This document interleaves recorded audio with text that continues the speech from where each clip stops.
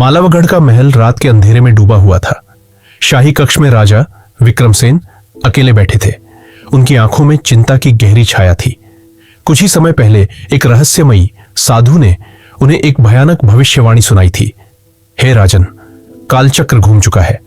तुम जिसे अपने उत्तराधिकारी के रूप में चुनोगे वही तुम्हें सबसे बड़ा धोखा देगा। तुम्हारा राज्य संकट में पड़ जाएगा और तुम्हारी आत्मा शाश्वत पीड़ा में फंस जाएगी। राजा के लिए यह भविष्यवाणी एक असहनीय बोझ थी। वह धर्मपरायण और न्यायप्रिय शासक थे, लेकिन अब उनके सामने एक भयावह प्रश्न खड़ा था। अगर मैं उत्तराधिकारी नहीं चुनूं तो राज्य का भविष्य क्या होगा, और अगर चुनूं तो क्या सच में मेरा विनाश होगा? राजा ने अपनी राज्यसभा के सबसे विद्वान मंत्री याज्ञवल्क्य को बुलाया। आचार्य, क्या कभी इतिहास में ऐसी कोई घटना हुई है जहां उत्तराधिकारी ने अपने ही राजा को धोखा दिया हो? याज्ञवल्क्य ने गहरी सांस ली और एक पुराना ग्रंथ खोला। राजन, यह घटना सिर्फ इतिहास नहीं बल्कि एक अभिशाप है जो हर 100 वर्षों में दोहराया जाता है। हर 100 साल में एक राजा अपने उत्तराधिकारी को चुनता है और वही उत्तराधिकारी उसके विनाश का कारण बनता है। राजा चौंक गए। क्या इस अभिशाप को रोका जा सकता है? मंत्री ने सिर झुका लिया। केवल एक ही तरीका है राजन, उत्तराधिकारी की परख। उसे 3 परीक्षाओं से गुजरना होगा। यदि वह सच्चे हृदय से इन परीक्षाओं को पार कर ले तो वह अभिशाप को तोड़ सकता है, लेकिन यदि उसके भीतर लोभ, अहंकार या छल होगा तो वह स्वयं नष्ट हो जाएगा। राजा विक्रमसेन ने राज्य भर में घोषणा करवाई, जो भी मालवगढ़ का उत्तराधिकारी बनना चाहता है उसे 3 कठिन परीक्षाएं पार करनी होंगी। केवल वही योग्य होगा जो सत्य, साहस और संयम की परीक्षा में सफल होगा। पहली परीक्षा, रुद्र सिंह की गुफा कठिनाई। एक क्रूर सिंहनी जिसने अब तक किसी को जीवित नहीं छोड़ा, उसकी गुफा से उसके शावकों को सुरक्षित बाहर निकालना होगा। दूसरी परीक्षा, मायावी सरोवर से अमृत निकालना। कठिनाई, यह एक ऐसा सरोवर था जिसमें जल नहीं बल्कि एक ऐसा विष था जो सत्य और असत्य की परीक्षा लेता था। यदि कोई लोभी व्यक्ति उसमें कूदेगा तो विष उसे निगल जाएगा। तीसरी परीक्षा, अंधे महायोद्धा से युद्ध कठिनाई। एक ऐसा योद्धा जो देख नहीं सकता था, लेकिन उसकी सुनने की शक्ति इतनी तीव्र थी कि वह मात्र श्वास की गति से अपने शत्रु की चालों का अनुमान लगा सकता था। घोषणा होते ही पूरे राज्य से वीर योद्धा और बुद्धिमान विद्वान दरबार में एकत्रित हुए। हर कोई इन परीक्षाओं में भाग लेना चाहता था, लेकिन राजा जानते थे कि केवल एक ही व्यक्ति इन कठिन परीक्षाओं को पार कर सकेगा। और फिर दरबार के द्वार पर एक रहस्यमयी योद्धा साया। उसका नाम था आर्यन। वह दिखने में साधारण था, लेकिन उसकी आंखों में एक अजीब सी चमक थी, एक ऐसी चमक जिसमें रहस्य छिपा था। दरबार के विद्वान ऋषियों ने जब उसकी ओर देखा तो उनमें से एक घबराकर चिल्लाया, राजन, ये कोई साधारण योद्धा नहीं, यह व्यक्ति किसी प्राचीन भविष्यवाणी से जुड़ा है। महल में एक अजीब सी खामोशी छा गई। राजा विक्रमसेन ने आर्यन की ओर देखा और मन ही मन सोचा, क्या यह वही व्यक्ति है जिसके बारे में साधु ने चेतावनी दी थी? महल के विशाल सभा कक्ष में सैकड़ों लोग एकत्र थे। दरबारियों के कानों में अब भी वह वाक्य गूंज रहा था, यह कोई साधारण योद्धा नहीं, यह व्यक्ति किसी प्राचीन भविष्यवाणी से जुड़ा है। राजा विक्रमसेन ने आर्यन की ओर देखा। वह शांत खड़ा था, मानो उसे इस प्रतिक्रिया की कोई परवाह ही न हो। राजा ने गंभीर स्वर में पूछा, आर्यन, क्या तुम इन परीक्षाओं में भाग लेने के लिए तैयार हो? आर्यन ने बिना झिझके उत्तर दिया, हां महाराज, यह सिर्फ परीक्षा नहीं बल्कि मेरे भाग्य की यात्रा है। राजा उसकी दृढ़ता देखकर प्रभावित हुए, लेकिन उनके मन में अभी भी संदेह था। क्या यह वही व्यक्ति है जो मुझे धोखा देगा? राज्य के उत्तर में घने जंगलों के बीच एक काली गुफा थी, जहां एक भयंकर रुद्र सिंहनी दुर्लभ शेरनी रहती थी।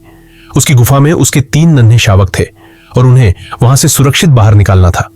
अब तक जिसने भी यह प्रयास किया वह शेरनी के क्रोध का शिकार हो गया। 3 अन्य वीर योद्धाओं ने प्रयास किया। पहले ने सीधे गुफा में घुसने की कोशिश की, लेकिन शेरनी ने उसे झपट कर बाहर फेंक दिया। दूसरे ने शेरनी से लड़ने का प्रयास किया, लेकिन उसके पंजों की मार से गंभीर रूप से घायल होकर भाग खड़ा हुआ। तीसरे ने आग जलाकर शेरनी को डराने की कोशिश की, लेकिन आग की लपटों ने शावकों को भी भयभीत कर दिया, जिससे शेरनी और भी उग्र हो गई। अब आर्यन की बारी थी। वह गुफा के पास गया, लेकिन उसने तलवार नहीं निकाली। उसने एक शांतिपूर्ण उपाय अपनाने का निश्चय किया। उसने गुफा के पास बैठकर धीरे धीरे शंख बजाना शुरू किया। शंख की ध्वनि गहरी और मधुर थी। यह ध्वनि जंगल में गूंजने लगी, जिससे वातावरण में शांति छा गई। रुद्र सिंहनी गुफा से बाहर आई। उसकी आंखों में क्रोध था, लेकिन वह सीधे आक्रमण नहीं कर रही थी। आर्यन धीरे धीरे जमीन पर बैठ गया और अपनी आंखें बंद कर ली। उसने अपनी सांसों को नियंत्रित किया और अपनी इलेस का ऊर्जा को शांत किया। रुद्र सिंहनी अब उलझन में थी। यह मनुष्य डर क्यों नहीं रहा? यह हमला क्यों नहीं कर रहा? थोड़ी देर बाद शेरनी धीरे धीरे पास आई और आर्यन को सूंघने लगी। आर्यन ने धीरे से अपनी आंखें खोली और कहा, मैं तुम्हें या तुम्हारे शावकों को कोई नुकसान नहीं पहुंचाना चाहता। मैं केवल उन्हें बाहर ले जाना चाहता हूं ताकि इस परीक्षा को पूरा कर सकूं। रुद्र सिंहनी ने कुछ क्षण आर्यन को देखा, फिर गुफा में वापस चली गई। थोड़ी देर बाद तीनों शावक खुद ही बाहर आ गए। पूरे दरबार ने यह दृश्य देखा और अचंभित रह गया। राजा विक्रमसेन ने गहरी सांस ली और सोचा, यह योद्धा बल से नहीं, बुद्धि और धैर्य से विजय प्राप्त करता है। लेकिन उनके मन में अभी भी यह प्रश्न था, क्या यह व्यक्ति सच में योग्य उत्तराधिकारी है या यह कोई गहरी चाल है? साधु की भविष्यवाणी अब भी राजा के मन में गूंज रही थी। पहली परीक्षा में आर्यन की सफलता ने पूरे राज्य को चौंका दिया। अन्य योद्धा जहां क्रूरता और बल से रुद्र सिंहनी को हराने में असफल रहे, वहीं आर्यन ने धैर्य और करुणा से उसे जीत लिया। लेकिन यह तो सिर्फ शुरुआत थी। अब बारी थी दूसरी परीक्षा, मायावी सरोवर से अमृत निकालने की। राजमहल से 3 कोस दूर एक रहस्यमयी मायावी सरोवर माली था। इसके जल का रंग कभी स्थिर नहीं रहता, कभी वह गहरा नीला दिखता, कभी रक्त सा लाल। इस सरोवर की सबसे बड़ी विशेषता थी कि जो भी असत्य विचार या लोभ लेकर इसमें प्रवेश करता, यह उसे तुरंत विष में बदल देता। लेकिन जो सच्चे मन से आता, वही इसमें से अमृतसीर निकाल सकता था। यह परीक्षा केवल शारीरिक नहीं, बल्कि मानसिक और आत्मिक भी थी। 3 योद्धाओं ने पहले प्रयास किया। पहला योद्धा, उसने सोचा, अगर मैं अमृत निकाल लूं तो मैं अजेय हो जाऊंगा। जैसे ही उसने जल को छुआ, वह काला पड़ गया और उसकी हथेली जलने लगी। वह चीखते हुए पीछे हट गया। दूसरा योद्धा, उसने लोभ में आकर पूरा घड़ा सरोवर में डाल दिया, लेकिन वह घड़ा विष में बदल गया और टूटकर बिखर गया। तीसरा योद्धा, उसने शुद्ध मन से जल छूने का प्रयास किया, लेकिन डर और संदेह के कारण वह सफल नहीं हो सका। अब बारी थी आर्यन की। आर्यन सरोवर के किनारे पहुंचा। वह पानी को देखता रहा, लेकिन उसने तुरंत उसे छूने का प्रयास नहीं किया। उसने अपनी आंखें बंद की और ध्यान में बैठ गया। कुछ क्षण बाद उसने धीरे धीरे पानी में हाथ डाला। आश्चर्यजनक रूप से जल का रंग बदलने के बजाय पहले से भी अधिक स्वच्छ और चमकदार हो गया। राजा विक्रमसेन और सभी दरबारी आश्चर्यचकित थे। आर्यन ने धीरे से कहा, जल कभी स्वयं विष या अमृत नहीं होता, यह तो हमारे मन के भावों को प्रकट करता है। जो मन शुद्ध है वही इसे अमृत बना सकता है। फिर उसने एक सोने का पात्र सरोवर में डाला और जब उसे बाहर निकाला तो उसमें अमृत भरा हुआ था। राजा विक्रमसेन यह देखकर प्रभावित हुए, लेकिन उनका संदेह अभी पूरी तरह समाप्त नहीं हुआ था।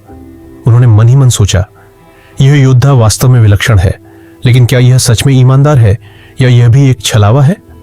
मंत्री याज्ञवल्क्य ने धीरे से राजा के कान में कहा, राजन, अब तक इस परीक्षा को कोई नहीं जीत सका था। यह कोई साधारण मनुष्य नहीं लगता। राजा की आंखों में चिंता की छाया गहरी हो गई। अब आखिरी और सबसे कठिन परीक्षा का समय था, अंधे महायोद्धा से युद्ध। दूसरी परीक्षा में आर्यन की सफलता ने पूरे राज्य को चौंका दिया था। अब तक किसी ने मायावी सरोवर से अमृत निकालने की हिम्मत नहीं की थी, और जिसने की वह असफल हुआ था। लेकिन आर्यन ने यह परीक्षा सहजता से पार कर ली। अब बारी थी तीसरी और सबसे कठिन परीक्षा, अंधे महायोद्धा से युद्ध।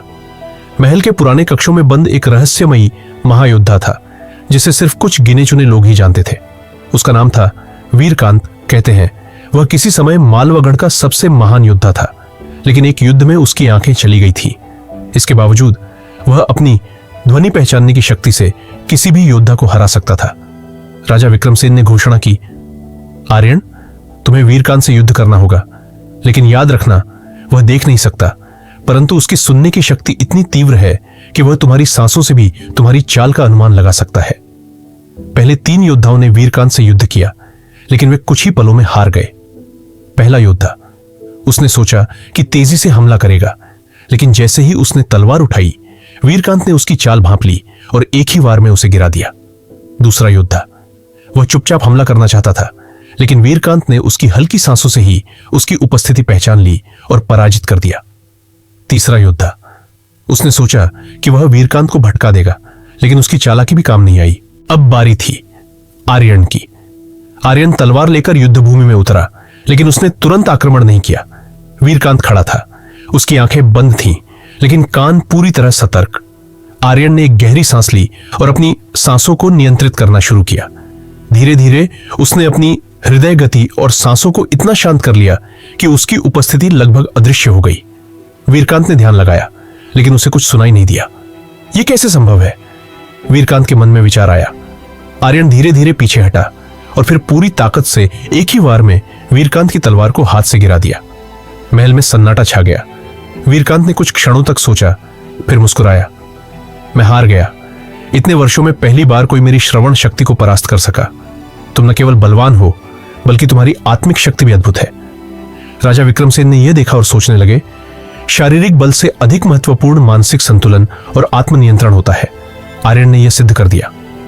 लेकिन तभी एक अजीब घटना घटी। जैसे ही आर्यन को विजेता घोषित किया गया, एक बूढ़े साधु महल में आए। उन्होंने राजा विक्रमसेन को देखते ही चिल्लाया, राजन, यह वही व्यक्ति है जिसकी भविष्यवाणी मैंने की थी। यह वही है जो तुम्हें धोखा देगा। पूरे दरबार में हलचल मच गई। आर्यन ने राजा की ओर देखा। उसकी आंखों में कोई डर नहीं था, सिर्फ एक रहस्य छिपा था। राजा के मन में फिर वही प्रश्न जागा, क्या मैंने अपने विनाश को खुद बुला लिया? पूरे दरबार में सन्नाटा छा गया था। वह बूढ़ा साधु जिसने वर्षों पहले राजा विक्रमसेन को भविष्यवाणी सुनाई थी, अब दरबार में खड़ा चिल्ला रहा था, राजन, यह वही व्यक्ति है जो तुम्हें धोखा देगा। यह वही है जिससे तुम्हें सावधान रहने के लिए कहा था। राजा विक्रमसेन के मन में संशय और भय दोनों उठने लगे। उन्होंने आर्यन की ओर देखा, लेकिन आर्यन शांत खड़ा था। उसकी आंखों में न कोई डर था, न ही कोई घबराहट। राजा ने कड़कती आवाज में पूछा, आर्यन, सच सच बताओ, तुम कौन हो? और इस साधु ने जो कहा वह सत्य है या असत्य? आर्यन ने गहरी सांस ली और धीरे से कहा, महाराज, मैं वह नहीं हूं जो मैं प्रतीत होता हूं, लेकिन मैं वह भी नहीं हूं जिसे आप अपना शत्रु समझ रहे हैं। दरबारियों में कानाफूसी होने लगी। राजा ने क्रोधित स्वर में कहा, साफ साफ कहो आर्यन। अब आर्यन ने जो कहा वह सुनकर पूरा दरबार स्तब्ध रह गया। मैं आपके राज्य के संस्थापक राजा महेंद्रसेन का वंशज हूं, जिसे छल से सत्ता से हटा दिया गया था। वर्षों तक मेरे परिवार को वनवास में रहना पड़ा। मुझे बचपन से सिखाया गया कि एक दिन मैं वापस आऊंगा और अपने पूर्वजों का न्याय लूंगा। पूरे दरबार में सनसनी फैल गई। मंत्री याज्ञवल्क्य ने चौंक कर कहा, तो तुम असली उत्तराधिकारी हो? आर्यन ने सिर झुका लिया। राजा विक्रमसेन स्तब्ध रह गए। उन्हें समझ में नहीं आ रहा था कि यह नियति का खेल था या कोई गहरी साजिश। तभी साधु ने कहा, राजन, यह व्यक्ति केवल एक योद्धा नहीं, बल्कि एक अभिशप्त वंश का अंतिम उत्तराधिकारी है। जब कालचक्र घूमता है तो वही व्यक्ति तुम्हारे सामने आता है, जो या तो तुम्हारा विनाश करेगा या इस अभिशाप को समाप्त करेगा। राजा ने कड़वी आवाज में पूछा, क्या तुम मेरे राज्य को मुझसे छीनने आए हो आर्यन? आर्यन की आंखों में एक गहरी चमक आई। नहीं महाराज, मैं आपके विरुद्ध नहीं हूं, मैं इस अभिशाप के विरुद्ध हूं। पूरे दरबार में खामोशी छा गई। आर्यन की सच्चाई सुनकर राजा विक्रमसेन की आंखों में संदेह और चिंता दोनों झलक रहे थे। वह सोच रहे थे, क्या यह युवक मेरा शत्रु है या सच में वह अभिशाप को समाप्त करने आया है? लेकिन इससे पहले कि राजा कोई निर्णय लेते, अचानक महल के दरवाजे जोर से खुले। राजा के प्रमुख सेनापति वीरभद्र तेजी से दरबार में घुसे। उनका चेहरा घबराया हुआ था। महाराज, राजमहल पर हमला हुआ है। राजा चौंक गए। किसका हमला? वीरभद्र ने कहा, हमारे ही लोगों का। महल के भीतर के कुछ लोग जिन पर हमें पूरा भरोसा था, उन्होंने दुश्मनों के लिए द्वार खोल दिए हैं। तभी महल के बाहर से तलवारों के टकराने की आवाजें आने लगी। चीख पुकार मच गई। अचानक दरबार के भीतर से ही किसी ने जोर से हंसी उड़ाई। वह कोई और नहीं बल्कि मंत्री याज्ञवल्क्य था। अब समय आ गया है महाराज, यह सिंहासन आपका नहीं रह सकता। राजा विक्रमसेन अवाक रह गए। याज्ञवल्क्य, तुमने विश्वासघात किया? मंत्री हंसते हुए बोला, यह सिंहासन वर्षों से मेरे पूर्वजों को मिलना चाहिए था, लेकिन यह तुम्हारे परिवार के पास रहा और अब मैं इसे छीनने आया हूं। फिर उसने आगे कहा, और जानते हो इस खेल में सबसे बड़ा मोहरा कौन था? आर्यन। पूरा दरबार चौंक गया। याज्ञवल्क्य ने आर्यन की ओर देखते हुए कहा, तुम सच में अपने पूर्वजों का बदला लेने आए थे, लेकिन तुम्हें यह नहीं पता कि तुम्हारा उपयोग मैंने किया है। मैंने ही तुम्हें इस परीक्षा तक पहुंचाया ताकि तुम राजा को अस्थिर कर सको और मैं मौका पाकर सत्ता हथिया सकूं। आर्यन यह सुनकर स्तब्ध रह गया। उसे एहसास हुआ कि वह अपने सच की खोज में एक गहरे षड्यंत्र का हिस्सा बन चुका था। राजा विक्रमसेन ने गुस्से में तलवार खींच ली। याज्ञवल्क्य, तुम दंड के योग्य हो। लेकिन इससे पहले कि राजा हमला करते, याज्ञवल्क्य ने सीटी बजाई और सैकड़ों सैनिक दरबार में घुस आए। महल के अपने ही सैनिक राजा और आर्यन को घेरने लगे। अब प्रश्न यह था क्या आर्यन अपने सच की खोज में राजा के विरुद्ध जाएगा या इस महल के अभिशाप को समाप्त करने के लिए याज्ञवल्क्य से लड़ेगा? महल का आकाश आग की लपटों से लाल हो चुका था। चारों ओर तलवारों की टकराहट, सैनिकों की चीखें और विश्वासघात की गूंज थी। राजा विक्रमसेन अपनी आखिरी ताकत से लड़ रहे थे, लेकिन उनके ही लोग अब उनके विरुद्ध हो चुके थे। आर्यन के सामने दो रास्ते थे, अपना अधिकार छीनकर राजा बन जाना, सत्य और न्याय के लिए लड़ना, भले ही उसे अपना सर्वस्व क्यों न खोना पड़े। लेकिन जो हुआ वह किसी ने नहीं सोचा था। याज्ञवल्क्य के सैनिक राजा विक्रमसेन की ओर बढ़ रहे थे। आर्यन ने यह देखा और उसने निर्णय कर लिया, वह राजा को बचाएगा। मैं इस अभिशाप का हिस्सा नहीं बनूंगा, मैं इसे समाप्त करूंगा। उसने तलवार उठाई और राजा की रक्षा के लिए याज्ञवल्क्य के विरुद्ध खड़ा हो गया। याज्ञवल्क्य क्रोधित हो उठा। आर्यन, तुम मूर्ख हो, तुम अपने पूर्वजों का बदला नहीं लोगे। आर्यन ने कहा, बदला नहीं, न्याय। मेरा युद्ध सिंहासन के लिए नहीं, सत्य के लिए है। याज्ञवल्क्य ने गुस्से में राजा पर वार किया, लेकिन आर्यन ने बीच में आकर उस वार को रोका। दोनों के बीच भयंकर युद्ध छिड़ गया। याज्ञवल्क्य चालाक था, लेकिन आर्यन की शक्ति और धैर्य के आगे वह टिक नहीं सका। कुछ ही क्षणों में आर्यन की तलवार ने उसकी छाती भेद दी। याज्ञवल्क्य हक्का बक्का रह गया। यह तो मैंने नहीं सोचा था। वह जमीन पर गिरा और उसकी आंखें हमेशा के लिए बंद हो गई। महल में धीरे धीरे शांति लौट रही थी। राजा विक्रमसेन ने आर्यन को देखा। तुमने मेरी जान बचाई, तुम्हारी जगह महल में है आर्यन। लेकिन आर्यन मुस्कुराया और धीरे से कहा, नहीं महाराज, मेरी जगह इस महल में नहीं है। राजा चौंक गए। लेकिन क्यों? आर्यन ने अपनी तलवार जमीन पर रख दी। क्योंकि यह राजगद्दी मुझे कभी नहीं चाहिए थी। मैं बस सत्य की खोज में था, और अब जब सत्य सामने आ गया है तो मैं इस चक्र को तोड़ना चाहता हूं। उसने राजा की ओर देखा। कृपया अब एक नया युग शुरू करें, जहां कोई बदले की आग में न जले। राजा ने सिर झुका लिया, लेकिन ठीक तभी एक तीर बिजली की गति से उड़ता हुआ आया और आर्यन की छाती में समा गया। पूरे दरबार में सन्नाटा छा गया। आर्यन के पीछे एक बचा हुआ षड्यंत्रकारी सैनिक था, जिसने छिपकर वार किया था। आर्यन ने धीरे से अपनी छाती की ओर देखा। खून बह रहा था। उसने लड़खड़ाते हुए राजा की ओर देखा और हल्की मुस्कान के साथ कहा, शायद यही मेरी नियति थी, एक योद्धा की तरह मरना। फिर उसकी आंखें धीरे धीरे बंद हो गईं। राजा विक्रमसेन ने क्रोध में आकर उस सैनिक को मार गिराया, लेकिन यह जीत नहीं थी। आर्यन के बलिदान ने सबको एक सीख दी थी। राजनीति, बदला और सत्ता के लालच में अच्छे लोग हमेशा खो जाते हैं, लेकिन वे अपने कर्मों से अमर हो जाते हैं। कुछ दिनों बाद राजा विक्रमसेन ने पूरे राज्य में एक घोषणा की, अब से कोई भी सिंहासन खून खराबे से नहीं, बल्कि न्याय और ज्ञान से जीता जाएगा। और इस प्रकार काल चक्र का अभिशाप समाप्त हुआ। लेकिन आर्यन की कहानी अमर हो गई। बदला कभी हल नहीं होता, बल्कि सत्य और न्याय ही असली जीत होती है। सच्चा योद्धा वह होता है जो अपने स्वार्थ से ऊपर उठकर दूसरों के लिए लड़ता है। कई बार जो लोग जीतने के सबसे योग्य होते हैं, वे ही सत्ता को त्याग देते हैं। आर्यन मर गया, परंतु उसकी कहानी हमेशा जीवित रहेगी।